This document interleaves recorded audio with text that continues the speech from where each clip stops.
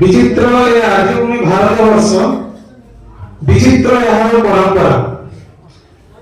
यही वेदभूमि आर्यभूमि एवं देवभूमि ए भारतवर्षर संस्कृति बहुजन हिताय बहुजन सुखाय ए माटी होची सेही माटी जे माटी रे सामूहिक स्वार्थ पाई समाजर मंगल पाई व्यक्तिर स्वार्थ होई जाए उत्सर्गीकृत ए माटी होची सेही माटी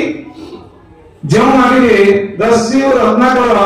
वाल्मीकि रे परिवर्तन होंती एवं राजप्रासाद रु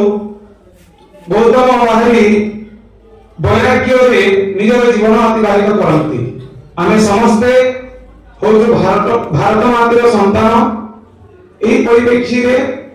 সেই শিক্ষা সেই শিক্ষাতম এবং সেই শিক্ষার মূল ব্যক্তি ছাত্র ছাত্রী ମାନଙ୍କୁ নেই আজির এই শুভ মুহূর্তে বিদায়কালীন উৎসবে ମୁଁ ସମସ୍ତଙ୍କୁ ନମସ୍କାର ଜଣାଉଛି ଅଭିନନ୍ଦନ ଜଣାଉଛି ସ୍ୱାଗତ ଜଣାଉଛି।